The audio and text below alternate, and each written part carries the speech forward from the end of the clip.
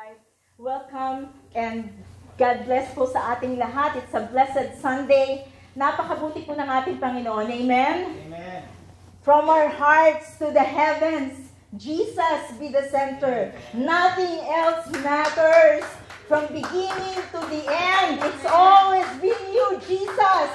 Wala pong ibang pangalan sa silong ng langit na ibinigay sa tao na sukat tayo maligtas maliban sa pangalan ng ating Panginoong Jesus. Amen? Let's give the Lord the best clap of praise. Hallelujah. Amen.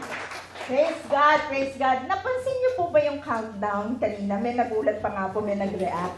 Diba? 10, 9, 8, hanggang 1. Na-spoil lang yung huli, pero pasok pa rin. Siguro po nagtataka kayo bakit may countdown. May pa-countdown na hindi naman New Year. May pa-ganun pa, no? Habang nanonood po tayo ng countdown na yun, 1 to 10, 10 seconds, 10 segundo na po ng ating buhay ang lumipas. At yung pong lumipas na 10 segundo na yun ay hindi na natin mababawi, hindi na natin maibabalik. Lumipas na po iyon. Ganon din po ang ating buhay. Minsan tahimik lang siyang dumadaan, pero ang bawat segundo po ay napakahalaga. Ngayong umaga gusto ko pong tanungin ang bawat isa sa atin, ano ang ginagawa mo sa oras mo habang tumatakbo ang countdown ng buhay mo? Our message for today is Countdown, Redeeming the Time.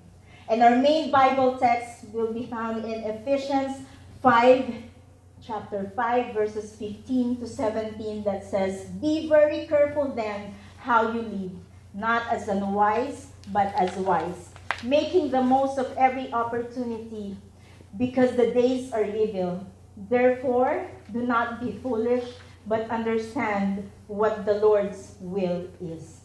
Sige po, tayo po ay manalangin. Praise be to God sa kanyang salita. Hallelujah. Panginoon, namang banal, marami pong salamat sa araw na ito na kami po ay pinagsama-sama mo for the opportunity, O Lord God, na kami nagsama-sama sa lugar na ito to worship you in spirit and in truth, upang sampahin ka, parangalan ka, upang makalapit sa iyo, Panginoon, because we want to grow in the knowledge of you, because we want to know more of you, O Lord God, because we want to be closer to you, Jesus. At sa oras na ito, Panginoon, kami po ay buong pusong lumalapit sa iyo and asking for your presence. Lord, may your Holy Spirit be in our midst. Samahan mo po kami. May we encounter you. Katagpuin mo po ang bawat isa sa amin, Panginoon.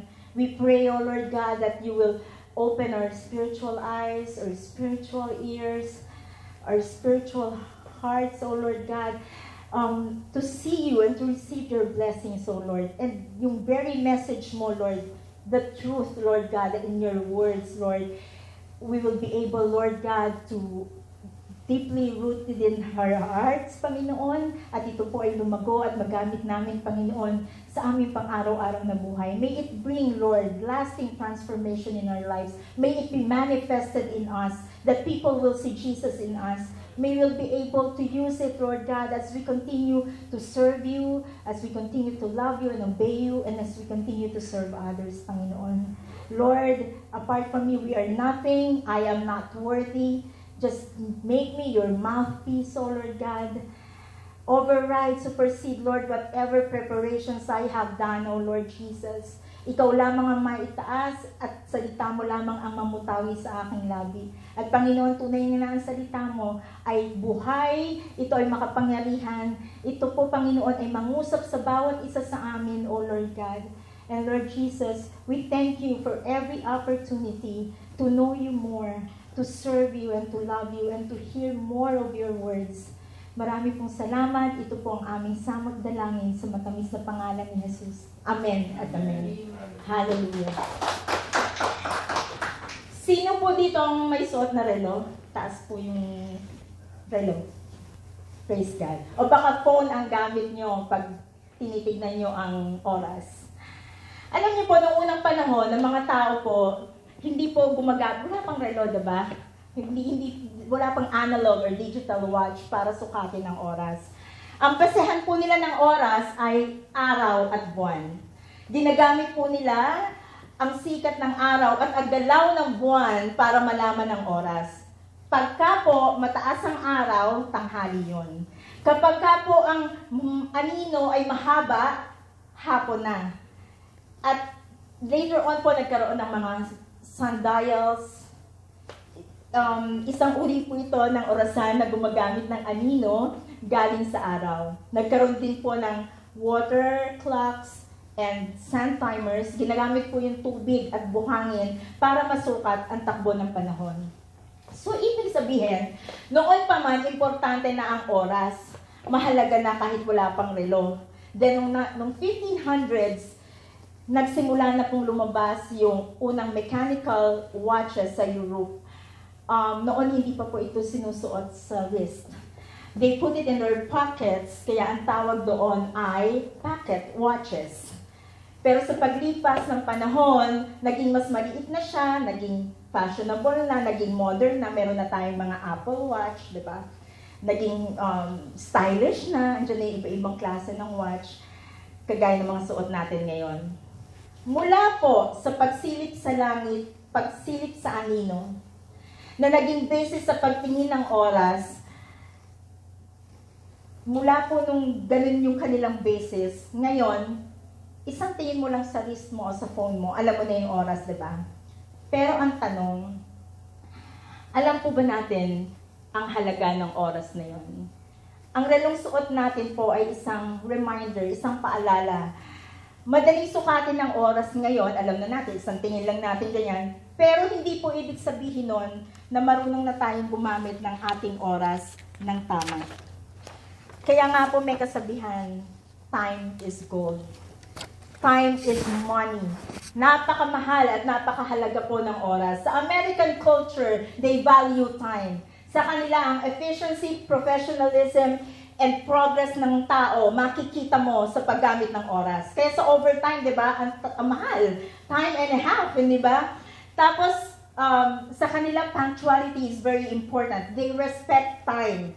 Kaya po kami sa work, tinitignan namin yan. Aling buildings ba ang napakaraming overtime? Pag sinabing ang meeting is 9 a.m., 9 a.m. sharp, kumpleto na po lahat. Magna 9 a.m. pa lang halos nandun na lahat. Kaya pag late ka ng 9:01, hiyang-hiya ka na. So, ganun po ka-importante sa, di ba, American, walang Filipino time sa American culture. So, may ibang pong countries like Japan, Germany, Netherlands, and Switzerland, sila po, napakahalaga ng time. They practice strict punctuality. Ito po, pansinin nyo, sila yung bansang mauunlad. Time is often treated as a valued commodity that can be purchased. Kaya tayo binabayaran sa servisyo natin sa oras, di ba? It can be saved, it can be spent, it can be even wasted, just like money. Pansinin po natin pag may deadline tayo or may inaantay tayong tao, tingin tayo ng tingin sa watch natin. Ang tanong ko po, pagdating po ba sa spiritual life, are we conscious on how we use our time? Minsan sobrang kampante o complacent na natin as if may forever tayo dito sa earth. Kahit alam mong eksakto ang oras, kasi madali nang tumingin, alam mo 8 p.m. na, kung hindi ka pa rin sumusunod sa pagtawag ng Diyos, sayang ang oras mo. Ang relo po ay hindi lamang basta accessories. Maging reminder po natin ito sa ating buhay na ang oras po ay may sukatan. Hindi siya unlimited. Bawat segundo, bawat minuto, paalala po na ang oras natin tumatakbo yan. At sa bawat ikot ng kamay ng relo, mas lumiliit po ang natitirang oras natin sa mundong ito. The thing is, sanay po tayong tumingin sa oras, pero binabantayan po ba natin ang halaga ng oras? Kami ni Brother Willie, at namin yan term namin yan, ay sayang ang oras. Ay, huwag na, sayang ang oras natin dyan. Ay, huwag mo sayangin ang oras mo. Ang totoo po, hindi natin hawak kung ilang oras pa ang natitira sa buhay natin. Pero hawak natin kung paano pa natin gagamitin ang oras natin habang tumatakbo pa to. Ephesians chapter 5, di ba? 15-16, nabasa natin, sabi doon, be very careful then how you live, not as unwise but as wise, redeeming the time because the days are evil. Sabi ni Paul, mamuhay tayo ng may wisdom, may katalinuhan. Huwag natin sayangin ang oras natin, i-redeem natin ang time, kasi nga ang araw ngayon punong-puno ng distractions, punong-puno ng kasamaan, ng deceptions, maraming nasasayang na oras, and time is running out. So we must act wisely and urgently. Ang pagiging wise po hindi lang sa mga pagiging matalino sa bagay-bagay. Ito'y paggamit rin ng oras according sa purpose ni Lord. Hindi dapat natin sinasayang, hindi dapat bara-bara. It should be intentional. Sa bawat tingin natin sa relo, tanungin natin, ginagamit ko ba ito, itong oras na to para sa Diyos? Yung susunod na oras sa buhay mo, gagamitin ba natin ito sa galit? Gagamitin ba natin ito sa pagtatampo? Gagamitin ba natin ito sa pagtingin ng mali ng iba? Gagamitin ba natin ito sa bisyo? Gagamitin ba natin ito sa mga bagay na nakakapagpasaya lang sa atin? O gagamitin ba natin ito sa procrastination? O sa pagsunod kay Lord? Let me ask you, how many hours does an average person have in life? Let us break it down po. So, ni-research ko po, an average lifespan of a man in many parts of the world, sabihin na natin the average male lifespan is about 70 to 75 years old, or years old. Let's calculate po based on 75 years. Total hours in 75 years, so 75 years times 365 days, right? Kasi in 1 year. And then 365 times 24 hours per day, that will give you 657,450 hours. Yun po ang total hours ng isang buhay ng tao. 657, approximately 450 hours. Siyempre, case-to-case basis. Lahat po ng tao, binigyan ng Diyos ng 24 hours a day, 7 days a week, 365 days a year, 24 hours a day. Walang labis, walang kulang. Pare-parehas tayo. Nasa tao na lang po kung paano niya gagamitin ang oras na yun na 24 hours. Pantay-pantay po tayo. Pero magtataka ka, bakit si Pastor Joey mas productive? Bakit si Brother Willie mas maraming productivity sa work? So makikita natin, iba-iba ang paggamit sa oras.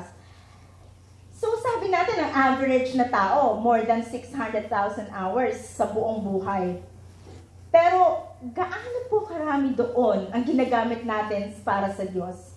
What are we doing with the time we've been given? Imagine, let's break it down, no? Let's break it down pa, Brother Willie. Imagine, ayan no, nakita natin yung mga activities like estimate, natutulog daw tayo 25 years, work 12 years, social media 7 years, eating 3 years, hygiene 1.5 years, commuting 4 years, spiritual activities nasa baba, less than 1 year. Hindi ba? Nakakatulog tayo ng halos 25 years sa buong buhay natin, pero hirap na hirap tayo maglaan ng 15 minutes a day to pray. We spent like 1/3 of our life sleeping and 1/3 of our time working. Pero ilan dyan ang para kay Lord? Kung bibigyan po tayo ng Diyos ng 650,000 hours, bawat segundo, regalo po yan kay Lord. Gaano karami sa oras na yan ang inaalay natin sa Kanya? Napansin niyo ba pag may birthday month, Pastor Renel, Ate Angel, pag may birthdays, di ba, sinasabi natin, ilang taon na ba kayo? Sinasabi natin, nadagdagan na naman ang taon ako ng isang taon, di ba? Nadagdagan yung number. Yes, nadagdagan ka sa bilang, pero sa totoo, nababawasan ang existence. May cake, di ba? May candles.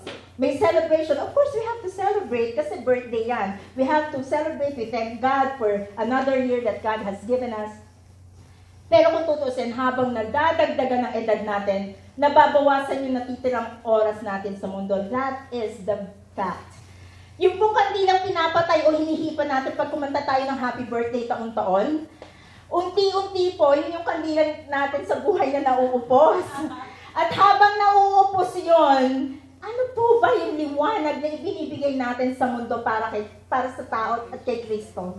Hindi masamang mag-celebrate ng birthday. Of course, nagdiriwang tayo, diba, ng panibagong taon. Pero habang nagdiriwang tayo, sana maalala natin that we have a mission na kailangan tapusin. We have things to do. We have the life that we need to spend. Kailangan wise tayo.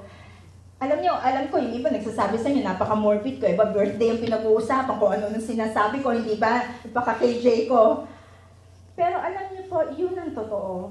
Hindi po ito para takutin tayo, i-discourage tayo, mawalan tayo ng gana, pero para maalalahanan ang sarili natin na importante na hindi natin sinasayang ang bawat panahon at bawat oras natin sa mundo.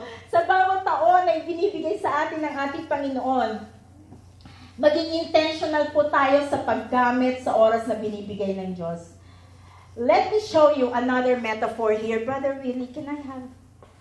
Let me show you another thing here. Sino pong nakakaalam nito? Thank you. Sinong nakakaalam nito? Chocolate. Hourglass. Praise God, may matalino doon. Hourglass, di ba? Tama po. Ayan na. Ayun, bumabagsak. Hourglass.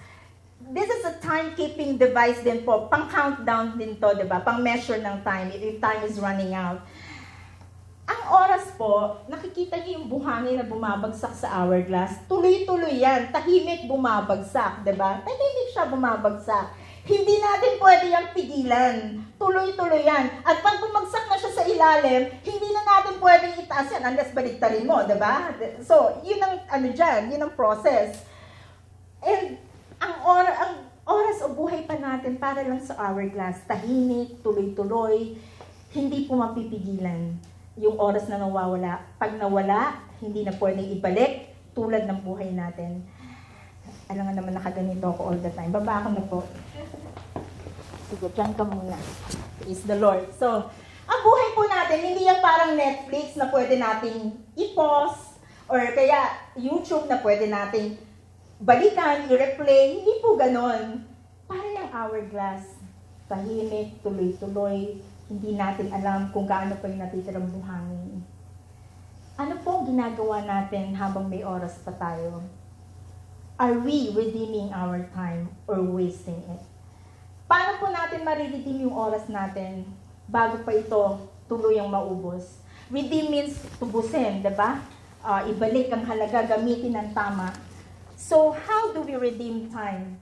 Para po mas madali nating maintindihan at ma-apply, let us break down yung yung pointers na yon using the word time, and each letter may reminder po siya sa atin. Bakit hindi yata siya? Okay. Time. So yung tipo is treasure every moment. Sabi sa Psalm 90:12, teach us to number our days, that we may gain a heart of wisdom. Don't take your days for granted. Lahat ng oras, regalo po yan. And we should always remember that our life here on earth is not, or our time here on earth is not unlimited. It is short, it is fragile, it is sacred. Each moment is a gift, but it's not a guarantee. Pag aware po tayo sa katotohanan na to, magiging intentional tayo eh. Na alam mo na hindi naman lifetime to eh. May katapusan to eh. Intentional in our service to God. Intentional in our loving and obeying God. Intentional in loving others. Alam niyo po, di ba may sinasabing delayed obedience is still disobedience. Minsan ay excuse natin, susunod na lang ako kay Lord next time. Oh, I'm waiting for the right time. Ang tunay pong obedience may kasamang urgency at pagsunod kahit hindi tayo convenient or kahit mahirap ito. Kaya nga sabi sa Bible, today, if you hear His voice, do not harden your hearts. Let us not procrastinate. Yung mahilig sa mamaya na lang o bukas na, baka hindi na po yun dumating. Kaya kung tutulong po tayo, tumulong na tayo ngayon. Kung magmamahal ka na ngayon. Kung magpapatawad ka na ngayon. Hindi ba? Our time is limited. Baka naman yung mga kabataan dyan dapat mag-asawa na ako. Hindi po ganun yun May timing yun. Yun ang may timing. Okay, so, our time is limited. Hamog lang daw po tayo sa mundong ito. Mist, vapor. We're here today, we're gone tomorrow.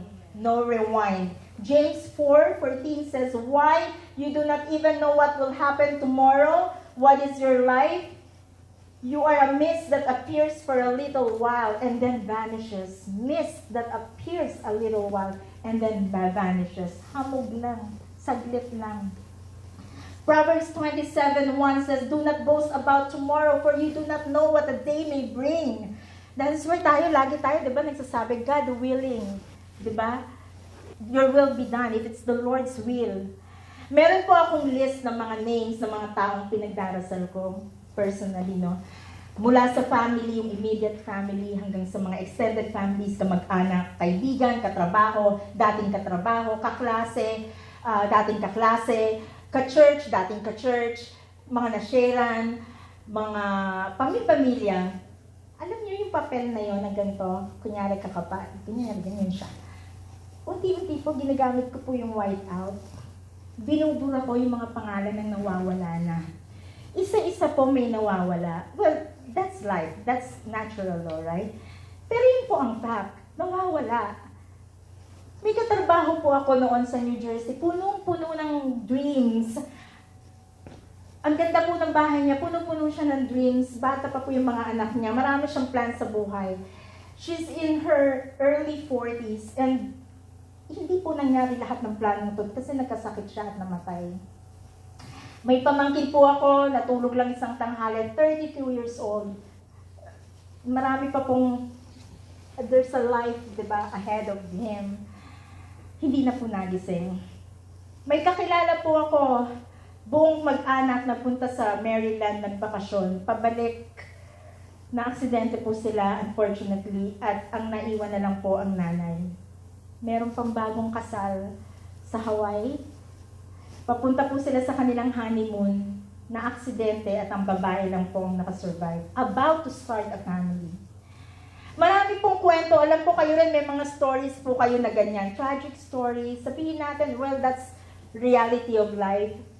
But it shows us po yung mga sinasabi ng Bible about life. Time is short, but eternity is forever. This life po is preparation for the next, so let's not waste it. What we do with our time here on earth echoes into eternity. Treasure every moment. Don't waste our time being stuck in the past. Meron mga tao hindi na makamove on. Inaalagaan yung tampo o galit sa puso. O hindi na makamove on sa kabiguan sa buhay. Meron nagsasabi, ganito ako kasi, ganito ako pinalaki ng magulang ko or binuli ako noon. Kasi mga taong nasa paligid ko, surrender everything to God. Grow up, diba? Maaaring factor or contribution yung ginawa sa ng ibang mga tao, ng parents, pero as adults, you have, may ano ka na to choose, diba? You can choose habang tumatanda ka how to deal in your life.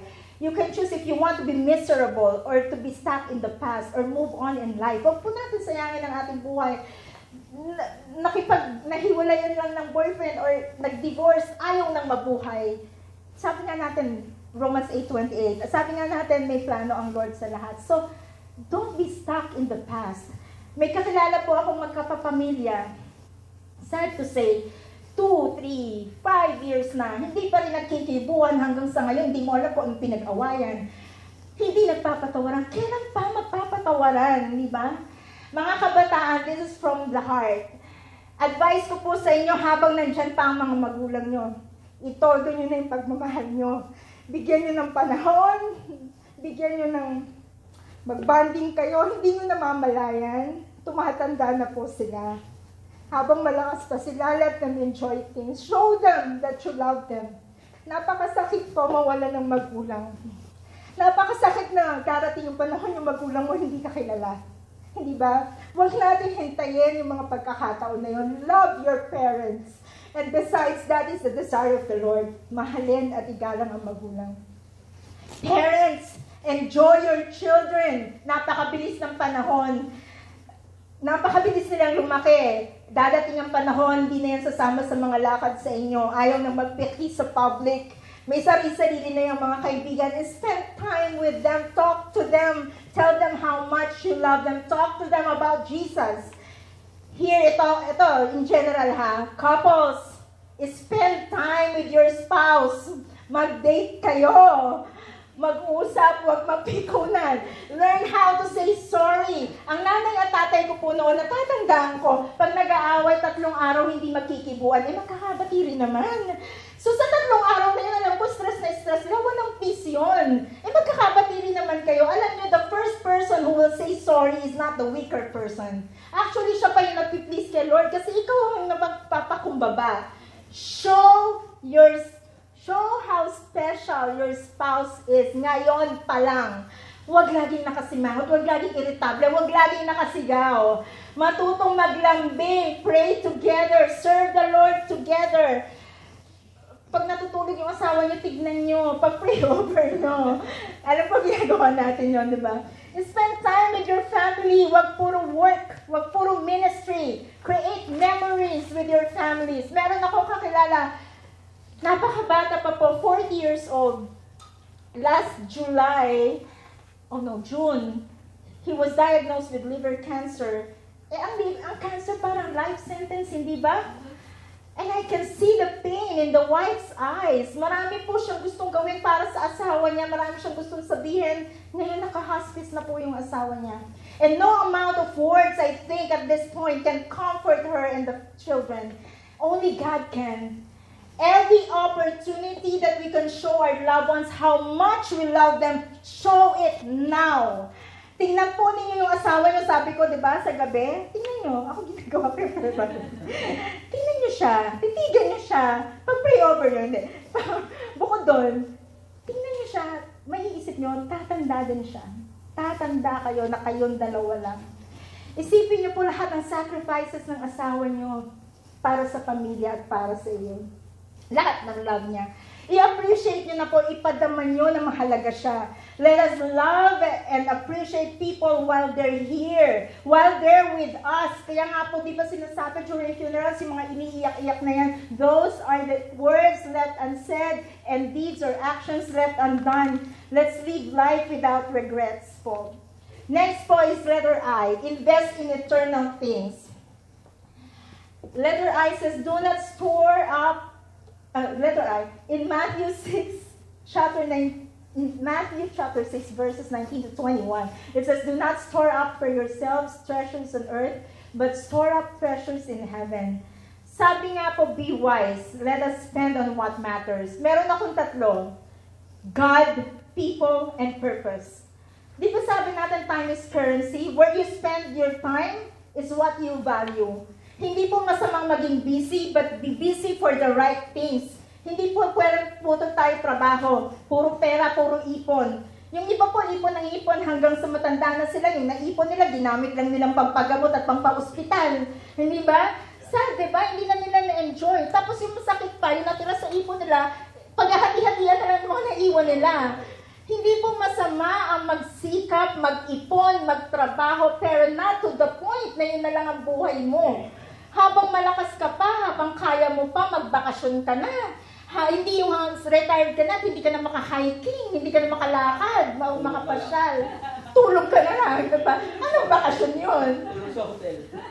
The Bible says, God has given us the ability to work and the rewards of that labor as gifts from God. That is the goodness of God. The good results of hard work as God-given provisions. Psalm 128:2 says, you will eat the fruit of your labor. Blessings and prosperity will be yours. Ecclesiastes 3:13 says that each of them may eat and drink and find satisfaction in all their toil. This is the gift of God. Hindi po killjoy ang Panginoon para hindi niya tayo payagang mag-enjoy ng blessings niya. Huwag po kayong mag-guilty. Including material blessing. Kung nagtatrabaho ka naman ng maayos, masipag ka naman, mabuti, and afford mo naman, mabuti ka sa trabaho, pwede naman mag-shopping at magbakasyon paminsan-minsan. Sabi nga ni Pastor Joey, minsan na tanong namin, sabi niya, enjoy life. Of course, not to the point na kung ano-ano na lang ang binibili mo at para not to the point na kaya ka lang nagtatrabaho, ang motive mo ay makabili ng kung ano-ano at makapagbakasyon. Hindi yun ang motive natin kaya tayo nagtatrabaho. Hindi yun ang motivation natin. Isama po natin na dapat nakakapag-provide tayo sa family, dapat po nakaka-extend tayo ng blessing sa iba, lalo na sa nangangailangan at sa gawain ng Diyos. Hindi pwede puro lang sarili, puro lang shopping. Hindi rin po pwede puro lang hobbies, Netflix, Instagram, or social media. Minsan hindi mo napapansin, scroll ka lang, scroll sa phone mo, Reels, TikToks, IG, FB. Yung pala isang oras na, di ba? Ang bilis. Or 2 oras na. Remember, eternal investments. Mag-invest po tayo saan? In souls, service, prayer, Word of God. We have to have time with God in sharing the gospel, discipling others, serving our families, and serving church. Mark 8:36 says, "What profit is it for a man to gain the whole world, yet forfeit his own soul?" Letter M po, make every second count. Colossians 4:5 says, "Be wise in the way you act towards our outsiders. Make the most of every opportunity. Walk in wisdoms," NKJV version po, "towards those who are outside, redeeming the time." Sino ba yung sinasabi dito? Ibig sabihin, maging maingat po tayo, marespeto, matalino sa pakikitungo sa mga taong hindi pa nananampalataya, na hindi pa nakakarinig ng salita ng Diyos. Dapat intentional tayo sa kilos, sa salita, sa testimonies. We represent Christ. We are ambassadors of Christ. So we must be wise in how we live, not only privately, but publicly. Alam ko makaka-relate po tayo. Pag Kristiyano ka, bantay ang galaw mo. Amen? Kasi pwedeng ang buhay mo ang tanging Bible na binabasa nila. Diba? Mas madali po tayong makapag-share o makapag-reach out pag nakikita nila sa atin that we practice what we preach and we walk our talk. Our actions toward other people speak volumes about our faith and can either open or close doors for spiritual conversations. Making the best of our time, using it wisely, includes every opportunity to share the gospel. Ginagamit po natin ang ating bawat pagkakataon para mapakita si Kristo sa iba. Colossians 4:5 is a reminder po to live wisely and make every opportunity count, especially in front of those people na hindi pa nakikilala si Lord. Minsan isang conversation lang ang kailangan mo para baguhin ang buhay ng isang tao. Hindi mo alam kung ilang beses mo makikita yung tao na yon. Kaya gamitin mo na bawat opportunity. Hindi pwedeng, ay bukas ko na lang. Ay next time na lang pag nakita kami ulit. Hindi mo alam kung makikita mo pa siya. Instead of letting opportunities pass by, believers should actively use each moment to serve God and share the gospel. Share ko lang yung sa workplace namin, yung binuo naming Bible study. It all started with a conversation about climate change. And nag-start na po kami ng Bible study, 1 month na po kami, and I can see their fire, and I can see nagbabasa talaga sila ng Bible, and they're so excited in sharing ano yung nabasa nila and how the Lord transformed their lives.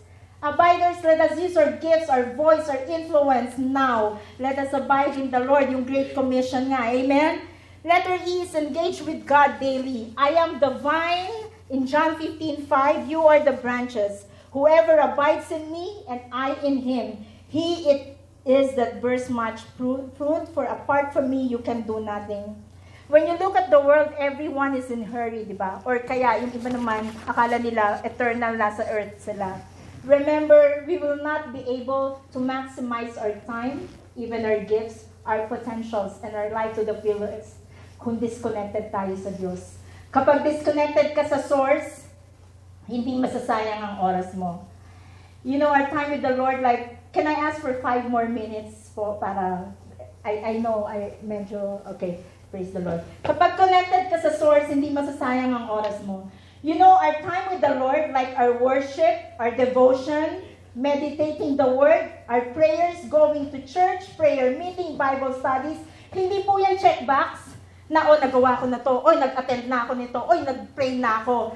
It is our lifeline and our lifestyle. Na kulang ang araw mo, kulang ang linggo mo, kulang ang buhay mo pag wala si Kristo, pag wala kang time kay Lord. And every second spent in God's presence is never wasted. Tandaan po natin, we cannot redeem our time only in Christ. I-try po natin, set a fixed time in prayer. Sino po dito yung pagkagumigising, wala pang naiisip, nagnanalangin na, para fresh pa. Or kahit hindi yun na magawa natin, set a time for the Lord to be intimate with the Lord. Practice God awareness, even in our business. Sino po dito yung kahit nasa supermarket, nasa work, nasa park, nagdadrive, nananalangin, nakikipag-usap sa Lord? Diba? Pwede naman kasi God is everywhere and God hears us. Church, just like this hourglass, not only our time is running out, but the world time is too. The return of Jesus Christ is a countdown, and Jesus is coming back. And let us ask ourselves, are we ready?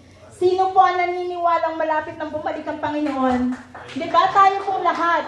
And in Matthew 24:36, it says, no one knows about that day or hour. Jesus is coming back and the countdown is running but hidden and no one knows. Sabi sa Romans 13:11, and do this understanding the present time, the hour has already come for you to wake up from your slumber because our salvation is nearer than we first believed. Let us be awake spiritually po. Live like Jesus is coming soon. Live in daily expectation like the 5 wise virgins. Let us keep our lamp filled. Time is short, but eternity is forever. The life is preparation for the next, the life here on earth. Let us not waste it. Let us make sure po that while we are here on earth, all our priorities are set in place. Every second matters. Live wisely, live ready. Are we living like time is precious po? Paano natin tinatrato ang bawat araw at oras? May tanong po ako, kung meron na lang kayong 100 days left para gawin ang isang bagay, ano pong pinaka-importanteng bagay na gagawin nyo? Kung meron ka na lang 10,000 seconds left, sino ang tatawagan mo? Anong aayusin mo? Anong prayer mo? Meron ka bang calling na dinidelay-delay mo sa Lord? Don't wait and don't delay. Redeem the time now. The countdown for salvation is real, and today is the day of salvation.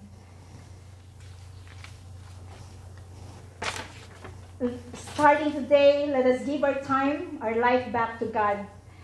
And we now have a chance to walk in purpose and live differently starting today. Ang Panginoon po, sabi nga niya, forget the former things, do not dwell in the past, I am doing a new thing. We may have wasted years in our life. Meron tayong delay na ginawa, may wrong priorities. But God will be able to restore the years that were lost. He is giving us a fresh start.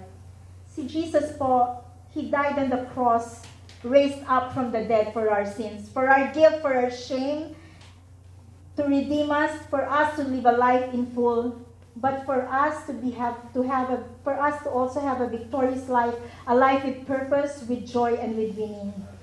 And when He comes back, He will make everything right and perfect. Maaari pong mali yung ating yung time na nagawa natin, marami sa oras natin, sa lifespan natin, marami tayong ginawang mali.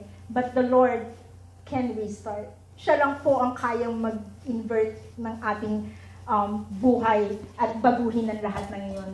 Yun po ang dahilan bakit siya namatay para sa atin. Ganun niya po tayo kamahal. And when He comes back, He will make everything right and everything perfect. He will make all things beautiful in His time. Pagbalik ng ating Panginoon, wala na pong countdown, wala nang time's up, wala nang deadline.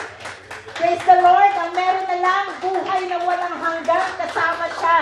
No more sorrow, no more tears, no more regrets. One day, time will stop, but those who are in Christ will live forever. To God be the glory.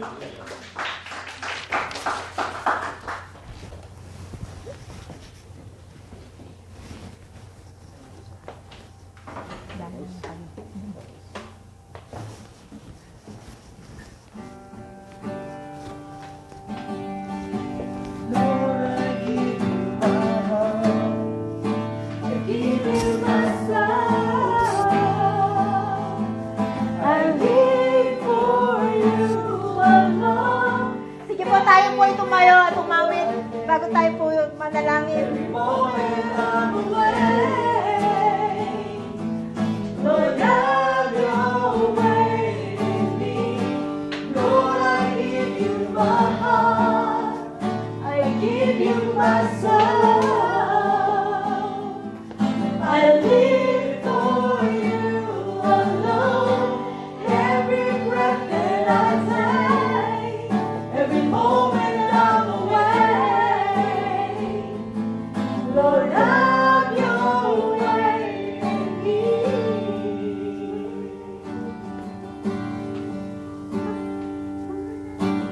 This is my desire.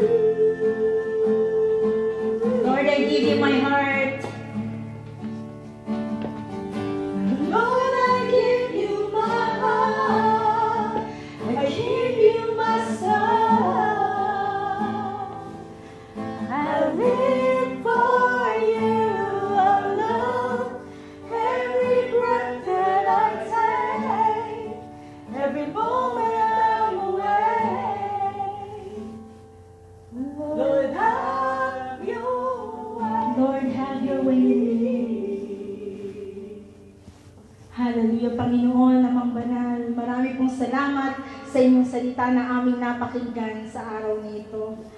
Lord, salamat sa buhay. Salamat sa bawat oras na ibinibigay niyo sa amin. Ito po ay isang regalo na hindi namin kayang bayaran.